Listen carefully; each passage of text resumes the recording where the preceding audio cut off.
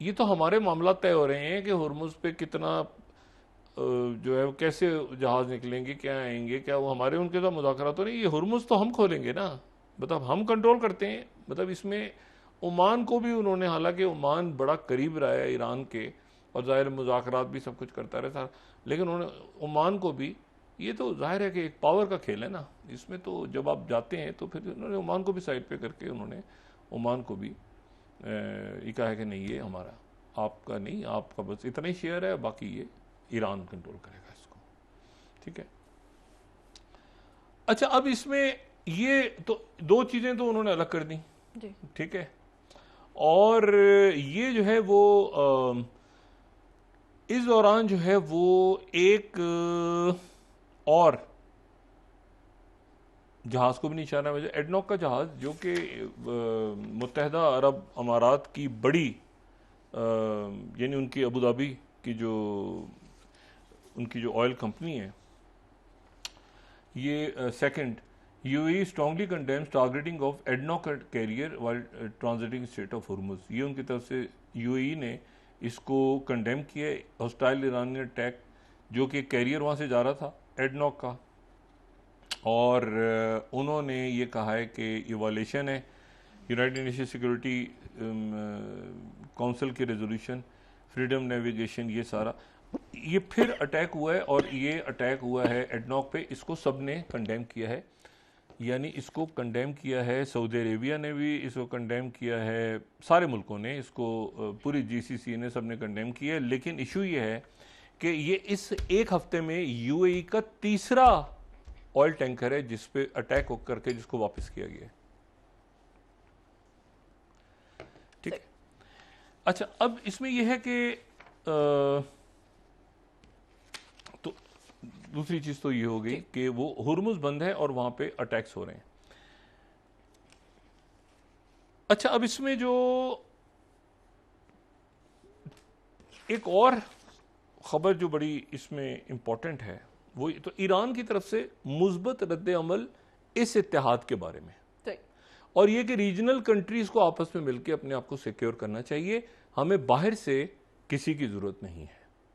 ये जो इत्तेहाद है ये इसीलिए बना है कि ये इत्तेहाद जो है ये एक इलाकाई सलामती का इत्तेहाद है। ठीक है, ताकि और किसी के ऊपर दारोमदार ना हो और आपस में एक अलायंस बने। ठीक है, ये डिफेंस, ये आप देखें ना, प्रेसिडेंट ट्रंप के क्या जहन में था कि इसका नाम डिफेंस क्यों रखा, उसका वॉर करो। उन्होंने सेक्रेटरी डिफेंस का नाम ही चेंज कर दिया था कि ये डिफेंस क्या, हम मतलब सेक्रेटरी दिफा क्या होता है भाई, सेक्रेटरी दिफा क्या होता है, मतलब इसको सेक्रेटरी वॉर करो, हम तो जंग छेड़ते हैं, हम दिफा क्या, हम क्यों दिफा करें अपना, हमने तो जंगें छेड़नी है। तो उन्होंने नाम ही सेक्रेटरी डिफेंस से सेक्रेटरी वॉर कर दिया पूरे डिपार्टमेंट का, वो डिपार्टमेंट ऑफ वॉर बन गया। अच्छा, अब हालांकि इससे पहले डिफेंस पैक्ट होते हैं ना, डिफेंस का मतलब यह है कि आप डिफेंड कर रहे हैं अपने आप को, अब अग्रेशन में नहीं, अग्रेशन कुछ और है, डिफेंस पैक्ट कुछ और है, दिफाई पैक्ट होते हैं ना, तो दिफाई ही होता है ना कि आप अपने आप को, तो सारी दुनिया में ये डिफेंस ही कहलाता है। अमेरिका ने इसको वॉर कर दिया, डिपार्टमेंट ऑफ डिफेंस ही होता है जी। होती फौज है लड़ने के लिए सब कुछ, लेकिन वो डिफेंस उसका नाम होता है ना, दिफाई, मतलब आपकी जो फौज है वो मुल्क का दिफा कर रही है जी। मतलब हम क्या कहते हैं, हमारी जो फौज है, पाकिस्तान की फौज हमारी सरहदों की हिफाजत कर रही, सरहदों का दिफा अपना डिफेंस कर रही। ये तो नहीं कि जंगें छेड़ रहे दूसरे मुल्कों पे, जंग तो आप उस वक्त छेड़ते हैं जब आप पे अटैक होता है या आप किसी अग्रेशन की तरफ जाना पड़ता है आपको, अदरवाइज तो ये डिफेंस ही, फौजें तो डिफेंस होती हैं। ठीक है ना। अब वो उन्होंने उसका नाम जो है वो अजीब अंदाज में वॉर छेड़ दिया, वॉर कर दिया। तो अब मैं ये आपसे बात कह रहा हूं ना कि ये जो डिफेंस पैक्ट है, ये डिफेंस पैक्ट है, इसमें किसी, ये मुल्क की किसी के खिलाफ नहीं है, ये किसी, और ईरान की तरफ से मुस्बत इसके ऊपर हमें साइन नजर आ रहे हैं कि वो एक मुस्बत बात कर रहे हैं। ठीक है, उनकी तरफ से कि रीजन में होना चाहिए, ऐसे होना चाहिए। अच्छा, वॉल स्ट्रीट जर्नल ने इसके ऊपर आज, जनाब मैं हमेशा कहता हूँ wall Street journal president Trump के बड़ा करीब, वॉल स्ट्रीट जर्नल को बड़ी इंपॉर्टेंस, बाकी वॉशिंगटन पोस्ट इधर उधर प्रेसिडेंट ट्रंप नाराज होते रहे, वॉल स्ट्रीट जर्नल उनका खास है। 22 Iran sees an opening to kick the US out of the Gulf. ये है 22। ईरान कैसी जालिमाना, इन्होंने कातिल किस्म की हेडलाइन लगाई है, Iran sees an opening to kick the US out of the Gulf. Kick the US, America को खित्ते से निकाला जाए। ईरान देख रहा है कि खित्ते से निकाला जाए, और ये जो है वो उसने बजाय इसके कि वो हुर्मुज की बात करता, उसने यूएस नेवी शिप्स को भी ब्लॉक कर दिया है कि वो भी नहीं आएंगी, अब इस हुर्मुज में नहीं दाखिल होंगे। और भाई उनका 5th फ्लीट कहां जाएगा? फौजी तो चले गए ना, 5th फ्लीट कहीं वजूद तो होगा ना, कोई एक आध वॉरशिप तो जाएगा ना, तो वो कहां से, ईरान से पूछ के जाएगा कि हुजूर हमने अंदर जाना है, हम चले जाएं। ओके, आप कौन है? वो कहेंगे हम यहाँ जंगी जहाज हैं, आप किसी क्यों आ रहे हैं? वो जी वो आपके, अच्छा, तो उसको ईरान आने देगा? वो वॉरशिप्स तो दूर खड़े हैं, वो तो करीब भी नहीं आ रहे, वो तो कहाँ है पता नहीं, कौन सा, क्या नाम थे जहाज़ों के, नाम भी भूल गया मैं, ठीक है ना, जेरेड पता नहीं फोर्ड और क्या था, कोई अजीब आ जाएंगे नाम अभी ज़हन में। बहुत सारे, कितने सारे जहाज थे, वॉरशिप्स उधर से उधर चला, उधर से उधर खड़ा हो गया, उधर ये हो गया सारा। तो वो जो है वो सारे जहाज किधर गए, वॉरशिप्स। अब ये सेंडकॉम वेंडकॉम तो सारी चेयरमैन जॉइंट के अंडर है उनका। अच्छा, एक तो बात ये हो गई कि मुस्बत इशारे हैं। दूसरी एक और बड़ी इंटरेस्टिंग डेवलपमेंट है। अच्छा, वो जो डेवलपमेंट है वो है तो आप यूं समझें कि वो है तो एक सफारती काम, लेकिन ये है कि ये मेरे नज़दीक बहुत अहम है। अच्छा, ये है खालिद बिन अली अल हुमैदा। ये एक सऊदी अरेबिया से इनका ताल्लुक है, और ये बहुत ज़बरदस्त पर्सनैलिटी हैं। ये सऊदी अरेबिया के इंटेलिजेंस चीफ हैं। सऊदी अरेबिया के इंटेलिजेंस चीफ, उनका नाम है खालिद बिन अली अल हुमैदा। ये 2015 से इंटेलिजेंस चीफ हैं। 2015 से तकरीबन 11 साल इनको हो गए हैं। ये 71 इनकी एज है, बहुत एक्सपीरियंस है। और ये उससे पहले 20 साल सऊदी फौज में रहे हैं, ठीक है। पहले फौज में लेफ्टिनेंट जनरल फौज में रहे, और फौज के बाद ये उनकी इंटेलिजेंस को हेड कर रहे हैं 11 सालों से। अच्छा, सऊदी इंटेलिजेंस जो है उसकी एक अपनी खित्ते में, दुनिया में उसकी एक अपनी इंपॉर्टेंस है बहुत ज़्यादा। और ये वो, यानी आप देखें ना, 79 से 2001 तक यहाँ पे तुर्की फैसल रहे, ठीक है। प्रिंस तुर्की फैसल, आज तक हम उनको बड़ी इज्जत के साथ, सारे उनके जो भी इंटेलिजेंस चीफ हैं, वो चूंकि पाकिस्तान के साथ ताल्लुक ऐसा है कि वो हमेशा उनका एक स्ट्रेटेजिक पार्टनरशिप है, तो ये ताल्लुकात हर दौर में ही अच्छे रहे। लेकिन यह है कि ये तुर्की फैसल यहाँ पे रहे कई साल तक। फिर नवाब बिन अब्दुल अजीज़ यहाँ पे आए, फिर यहाँ पर मकरन बिन अब्दुल अजीज़ आए। ये वही मकरन है जो जब ये ख़त का मामला था ना, मुआहिदा 10 साल का था नहीं था, तो वहाँ से शहजादा मकरन आए थे सऊदी अरेबिया से, वो ख़त लेके कि 10 साल का मुआहिदा हुआ है और वो सारा। फिर बंदर बिन सुल्तान रहे सऊदे पे, ये बड़ा इंपॉर्टेंट होता है जो इंटेलिजेंस चीफ है उनके। और 2015 से फिर ये जो है ये मौजूदा जो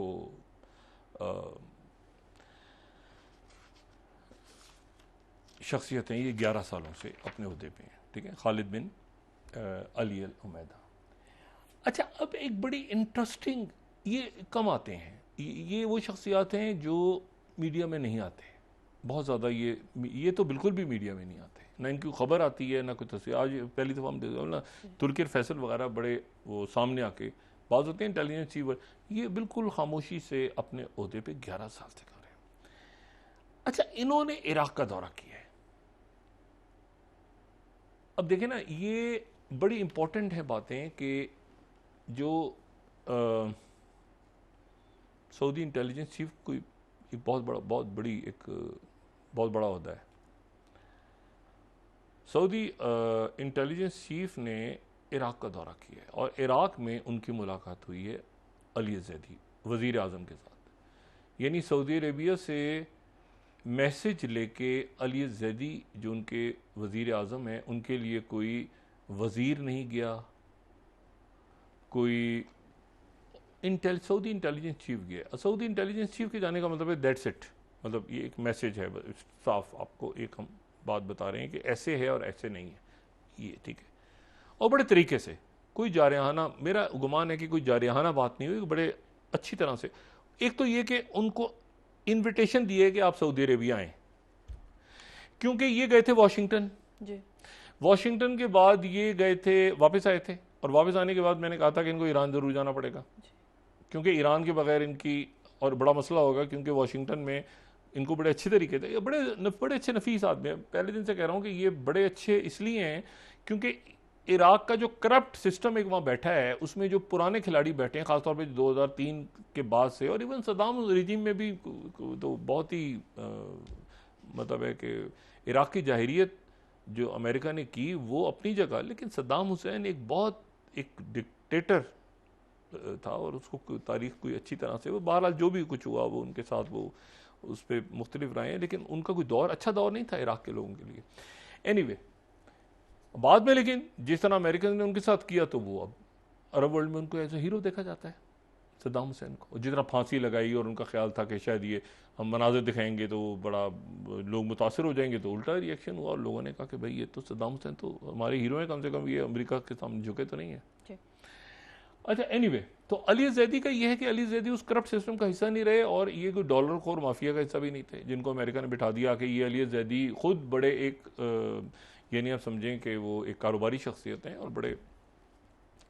अब अली जैदी जो हैं वो वाशिंगटन से आए, और वाशिंगटन से आने के बाद वो ईरान गए, और ईरान में उनकी अच्छी बातचीत हुई, मुलाकातें हुई, सब कुछ वो हमने देखी थी ईरान में। उसके बाद वो तुर्किया गए, और तुर्किया गए और वहां जाकर वो पाइपलाइन वाली डील हुई कि वो जो किरकुक से गालिबन एक पाइपलाइन आगे जानी है ऑयल की, क्योंकि तुर्किया को मैं हमेशा कहता हूं कि अरब मुल्कों के पास ऑयल है, उनके पास पानी है, वो पानी की टूटी, इनका जो ऑयल है वो उनका पानी है, पानी वहां से आता है और टेक्नोलॉजी वहां पे है, उनके पास ऑयल नहीं है, इनके पास जो है वो ऑयल है और पानी नहीं है। पानी ऊपर से दजला फरात और सारे जो दरिया वरिया निकलते हैं वो वहाँ से आते हैं, और तभी तो डिसैलिनेशन प्लांट्स लगाए हुए हैं, पीने का पानी नहीं है ना, समुद्री पानी है तो दरिया तो नहीं है। अच्छा एनीवे, अब आ जाएं इस बात पे कि इंटेलिजेंस चीफ सऊदी अरेबिया के गए इराक, और एक तो उन्होंने कहा कि आप सऊदी अरेबिया तशरीफ लाएं। सऊदी अरेबिया वो क्यों नहीं जा पाए थे? इसलिए कि 29 जुलाई को इराक पे सऊदी अरेबिया और अमेरिका ने हमला कर दिया था, अगर हमें याद हो तो मुश्तरक हमला हो गया था इराक पे, इराक से सऊदी अरेबिया पे, सऊदी अरेबिया ने जवाब में इराक पे किया था, ये सऊदी अरेबिया ने शायद पहले कर दिया था, और वहाँ पर 20 लोग जहाँ भाग हो गए थे, उसमें से बताया जाता है कि 5 शायद उनका ताल्लुक ईरान से था, लेकिन 20 लोग जो है वहाँ पे जानों से चले गए थे। अब ये हुआ कि उन्होंने ये कहा कि हम बदला लेंगे। वो जो इराक में जो तंजीमें हैं, जो तंजीमें उनकी फौज का भी हिस्सा हैं और जो बड़ी मजबूत है, जिसके बगैर उनका वजीर आजम और उनकी हुकूमत नहीं खड़ी हो सकती, उन्होंने कहा कि हम सऊदी अरब से बदला लेंगे जवाब में, और उन्होंने डेडलाइन दी अपने अवाम को कि 7 अगस्त से पहले पहले देंगे। इसका जवाब हम 7 तारीख से जो कि गुजर चुकी है, हम इराक से अटैक करेंगे सऊदी अरब पे, और क्योंकि सऊदी अरेबिया ने अटैक इराक पे किए, याद होगा सऊदी अरेबिया और अमेरिका का मुश्तरका जो अटैक हुआ वो 29 जुलाई को हुआ था। उसके नतीजे में दौरा मुलतवी हो गया था, अली जैदी सऊदी अरेबिया नहीं आया पाए थे ना, उसके बाद मतलब क्या हुआ, सऊदी अरेबिया अटैक हो गया था।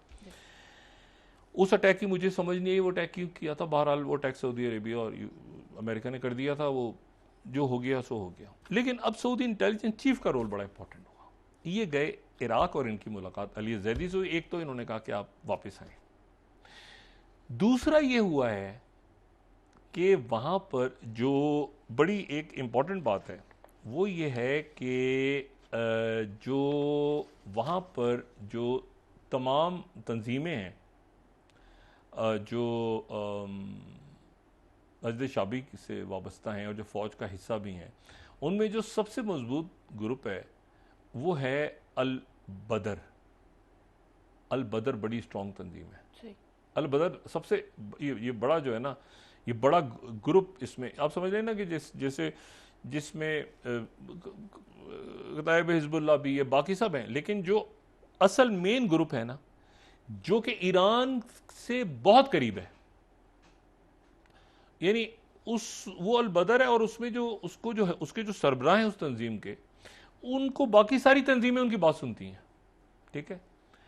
और वो जो हैं वो इससे इसमें यानी वो एक बात कर दें तो फिर सारी तंजीमें उस बात को सुनती हैं, और उनके जो सरबराह अल बदर के वो हैं हादी अल आमरी, हादी अल आमरी। अच्छा, अब हादी अल आमरी ने ऐलान किया था कि हम सऊदी अरेबिया से बदला लेंगे, और हादी अल आमरी ने फिर एक वीडियो मैसेज जारी किया तमाम तंजीमों को कि सऊदी अरेबिया पे अटैक नहीं करना, कोई जाहिराना काम नहीं करना सऊदी अरेबिया के अगेंस्ट, ये इराक के कौमी मफाद के खिलाफ है। अब आप देखें, स्क्रीन सफारतकारी काम कर रही है ना, इराक पे अटैक हुआ, वहां की तंजीमों ने कहा कि हम जवाब देंगे, और फिर उन्हीं की तंजीमों ने कह दिया हम जवाब नहीं देंगे, हम बस इस बात को इधर ही ख़त्म कर दो, हम इसको पोस्टपोन देखा जाएगा आगे, लेकिन हमारे मुल्क के मफाद के खिलाफ है कि हम सऊदी अरब से लड़ें। ये सारी वो तंजीमें जो ईरान से बहुत करीब हैं, इनकी तरफ से वो मामला हल हो गया। ऑफिशियली सऊदी अरब की तरफ से कहा गया कि आप, जो ऑफिशियल स्टेटमेंट आई उनकी तरफ से वो आई कि आप यहाँ पे हम दावत लेकर आए हैं, अब सऊदी अरेबिया आए, इराक के वज़ीर आज़म। लेकिन वो पीछे वो जो जाहिरियत होनी थी जवाबी, वो खत्म, वो रुक गई। ये कितना इंपॉर्टेंट है, मैं आपसे कह रहा हूं ना कि ये जो इलाकाई इत्तेहाद बन रहा है ना, इसकी डायनामिक्स को समझना बड़ा जरूरी है। ये जो है ना ऐसे ही सतही अंदाज में कि ये कर देंगे फलां, दिमाग ना आगे पीछे, वो ये छोड़ दें। अब इसकी सेंसिटिविटी देखें कि इराक और सऊदी अरेबिया दोनों प्यारे खूबसूरत मुल्क खित्ते में, और वो अगर ये जंग में उलझ जाते तो फायदा किसका होना था? फायदा तो तीसरा फरीक, ठीक है ना, जो कि गजा के ऊपर उसको समझ नहीं आ रही मैं कहां भागूं, वहां पे जंगी जराइम में मुलविस है, फायदा तो उसका होना था। वो जो फखर के साथ इराक में हमारी बेसिस हैं, इराक में ये है, इराक में वो है। सुने, अब जनाब ये हुआ कि ये एक बड़ी इंपॉर्टेंट, तो मैं पहले तो यहाँ पे मैं कोट कर रहा हूँ यहाँ पर, क्योंकि ये इसका पहले तो 16th writers, Iraqi PM and Saudi intelligence chief, इन्होंने रीजनल सिक्योरिटी डिस्कस की। पहले तो ये राइटर्स की खबर है, मुख्तसर सी खबर है राइटर्स की, ठीक है। उसके बाद फिर जो खबर है वो है इराकी न्यूज एजेंसी की। Al-Amri calls on resistance 17th. Resistance factions to postpone response to Saudi American aggression for sake of Iraq's higher interest. This is the most important development कि दो मुल्क आपस में करीब आ गए हैं। ये जो है ये एक बड़ी खबर है, ठीक है। आगे बढ़ने को तैयार हैं, जो हो गया सो हो गया, अब आगे बढ़ो, आगे चलो, ठीक है। ये स्कूप था शफक न्यूज का, ठीक है ना, उनका स्कूप था। सबसे पहले उनका था 18th, उन्होंने कहा कि इराक की डील पर आर्म फैक्शन जो रिटेलिएशन होनी थी पॉज कर दिया उसको, ठीक है, सऊदी अरेबिया। अच्छा, ये 24 घंटों पहले होना क्या था? 7 अगस्त की डेट थी ना, तो अब ये उससे पहले क्या होना था? होना क्या था उससे पहले जो नहीं हुआ, जो चीज टल गई?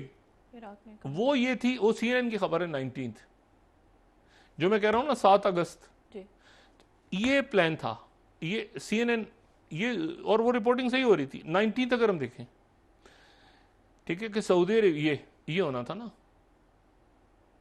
7 अगस्त। Saudi Arabia braces for attacks on ports and airports by Iraqi militias working in Iran. लेकिन फिर क्या हुआ? वो रुक गया, ठीक है, और अब वो दौरा करेंगे सऊदी अरेबिया का, और मैसेज आया उनके इंटेलिजेंस चीफ लेके गए, उधर से कन्वे हुआ सारी तंजीमों को, वीडियो मैसेज जारी हुआ। अमीरी जो है उनका बड़ी, ये भी बड़े मंझे हुए और बड़े, यानी आप समझ लें कि मामला फहम शख्सियत हैं। इन्होंने इराक को कहा कि नहीं होगा, और ये इराक और सऊदी अरेबिया के दरमियान ताल्लुकात अब इंशाल्लाह ठीक रहेंगे। अब आ जाए यमन।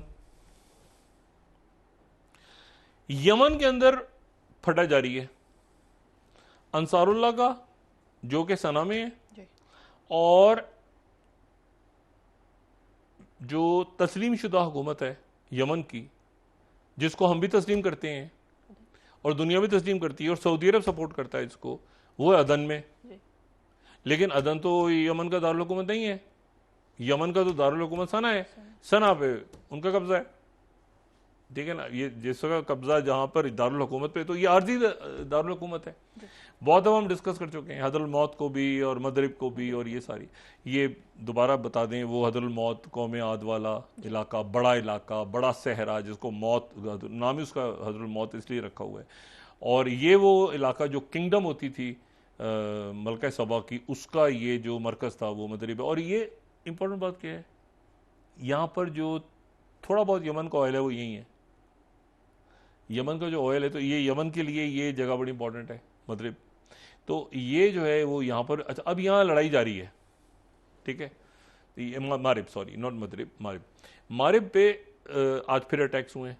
और मारिब पे जो अटैक हो रहे हैं वो अब जो अदन की फौज है वो उधर कर रही है, वो उधर कर रही है। लेकिन एक तो ये कि बाब मंदब बंद है, दूसरा ये कि सऊदी अरेबिया भी अब अग्रेशन नहीं हो रही, बल्कि ये कहा जा रहा है कि सऊदी अरेबिया हमारी बात हमारे साथ करे, सऊदी अरेबिया ने हमारे इतना नुकसान हो गया, हमारे 10 सालों से हमारे ऊपर पाबंदियां लगी हुई हैं, फ़ज़ाई पाबंदियां हैं, वो ख़त्म की जाएं वगैरह वगैरह। तो ये मामला जो हैं, ये मामलात हैं किसी, जैसे देखें ना अभी उनकी तरफ से जो बात आई कि वो कहते हैं कि सऊदी अरेबिया हमारे पाबंदियां हमें ख़त्म करे, और मतलब हमें सियासी अमल में सऊदी अरेबिया की जो सफारतकारी है वो अब यहाँ पे एक्टिव है। ना सिर्फ सऊदी अरेबिया की, बल्कि तुर्किया एक बात में ध्यान में रखें, लोगों को ये बात बड़ी कम बात समझ में, ये बहुत साल पहले जब मैं गया ना वहाँ, मैं अपना एक ज़ाती एक्सपीरियंस बताता हूँ। मैं ये इलाके में गया जो इनके पास था, उतीस का, तो ज़बरदस्त किस्म, मैं पहले भी बता चुका, टीवी आ रहा था ज़बरदस्त किस्म का। मैंने कहा इतना ज़बरदस्त टीवी कैसे आ रहा है, तो केबल शेबल तो है नहीं वहाँ पे, तो डिश के ज़रिए उन्होंने वो किया हुआ था। तो वो एक तो बिल्किस टीवी था, उसका नाम था, वो नहीं, लेकिन कोई ऐसा टीवी ज़रूर था जिसके पीछे कोई, जिस ज़माने में तुर्की और सऊदी अरेबिया के ताल्लुकात अच्छे नहीं थे, तो मुझे किसी ने कहा कि शायद तुर्की से ये वाया सेटेलाइट आ रहा है, क्योंकि वहाँ तो वो है नहीं, किसी ने कुछ और कहा। लेकिन तुर्किया इसमें इन्वॉल्व नहीं है यमन में, एक ज़माने में शायद होगा, अब नहीं है।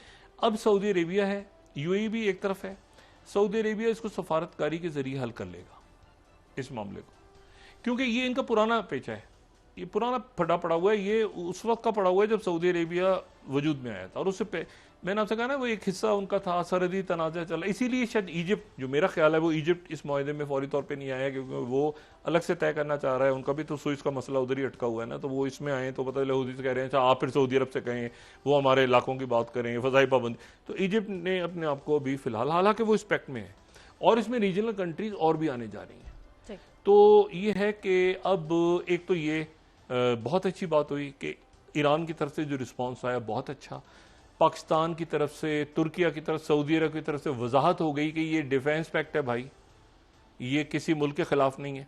और तीसरी बात सबसे इंपॉर्टेंट कि इराक और सऊदी अरब के दरमियान जो खलिश थी वो ख़त्म हो गई, और इराक के और सऊदी अरब के दरमियान ये ख़त्म होने का लाजमन मतलब ये है कि ईरान का मैसेज गया है, वो तंजीमें सारी ईरान की बात सुनती हैं, वो इराक के वज़ीर आज़म की बात नहीं सुनती, ठीक है। उनकी तरफ से मैसेज जाना कि जवाब नहीं देना सऊदी अरेबिया को, ये ईरान डी एस्केलेट कर रहा है, सारे मुल्क वापस अपने खित्ते में, अपने इलाके में।